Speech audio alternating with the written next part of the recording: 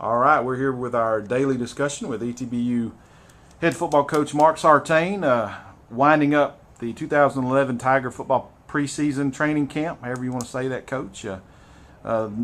Day before the end of breaking camp tomorrow.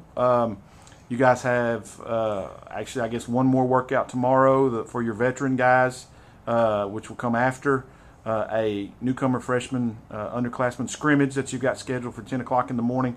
What kind of things, first of all, are you going to be looking for from the new guys in that scrimmage in the morning? Well, it's the first real opportunity for them to let loose and really just go at scrimmage tempo.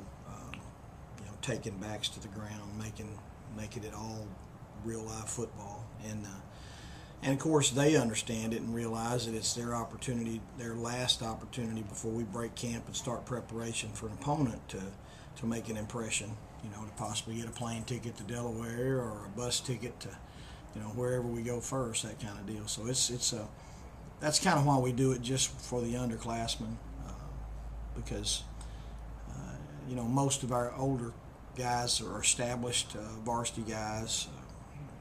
There'll be some sophomores probably play tomorrow, but probably no juniors or seniors. And it's just that last opportunity to make an impression.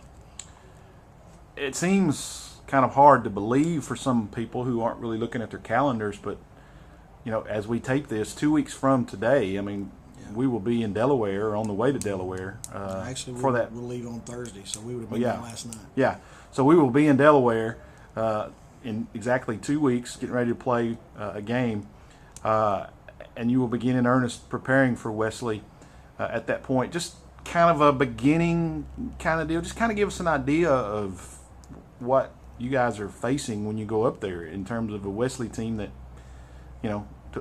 national semifinalists last year and just full of tradition.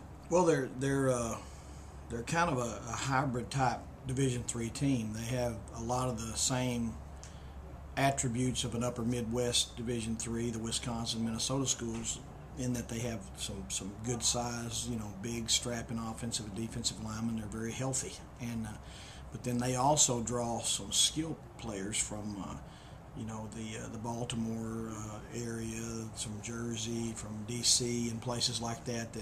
A lot of the Division III schools don't have those type of recruiting areas in their vicinity. But that's one of the things that Wesley has and does a good job with.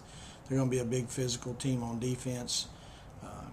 They're a big play offense, from what I can tell, just the little I've watched to this point. And they've got several guys returning last year from injury that were preseason All-Americas. And, as far as their returning starters go, without those returners that were injured, they're pretty normal, half and half or so.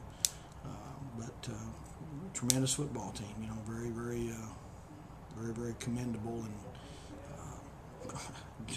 they're going to probably be ranked third or fourth in the country, I would imagine. I haven't seen any rankings. They'll be good. Right now, let's go ahead and continue with our position kind of preview here.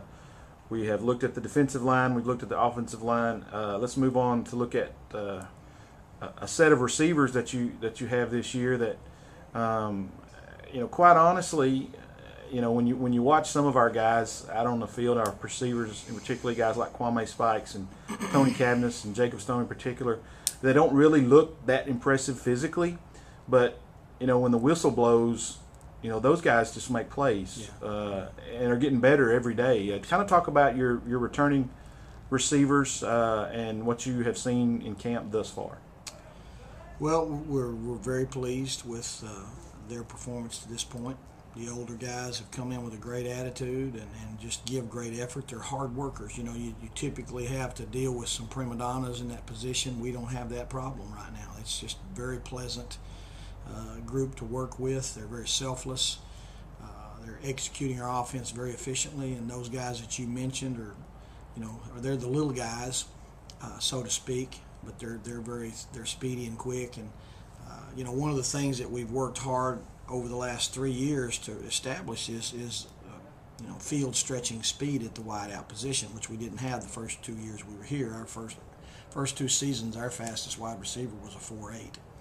And now now we've got defensive linemen that are faster than that. So we've really come a long way in that category. But to go along with those little guys that play the slot position, Al Lewis returns as probably our big play guy, that home run hitter, so to speak. Al had a really good season last year in his first year with us. A scholarship player transferring in and really has come into his own, become a leader at the position. And then Rafe Jenkins is a senior at the other end. Rafe's 6'4", 6'5", 210 pounds.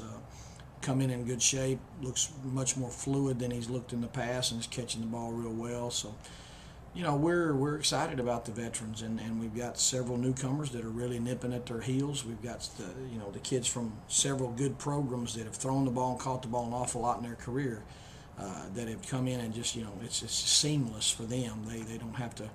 They understand the concepts. They understand route running, and they catch the ball naturally, and it's been a real pleasant surprise. And the good thing about that is we're talented enough in the older guys that it doesn't look like right now we're going to have to count on any of the younger guys. There's probably going to be one or two that'll travel with us and maybe make into the rotation early, and be ready if we need them for injury purposes, but they're not going to have to step in and produce as freshmen right now, which is a very good thing. A lot of times it gets overlooked at every level of football for a receiver if they're not putting up those gaudy stats of catches and yards and touchdowns. But every offense, I'm assuming, ours in particular, will depend heavily on those guys in downfield blocking and things of that nature. How effective is this group, given their sometimes small stature, out on the field, as far as being effective in your blocking schemes? Well, it all relates back to their work ethic. It doesn't matter how big they are or how little they are. If they're hard workers, if they're committed, if they're selfless, they're gonna get it done. And I know that those little guys are gonna get it done. They're great football players and great young men. All right, Coach. We will continue our position look on Monday. We'll look at the offensive backs and quarterbacks and running backs on Monday. We'll talk about them a little bit, and then kind of give everybody a review of Saturday's scrimmage with the new guys. And we'll see you Monday. All right.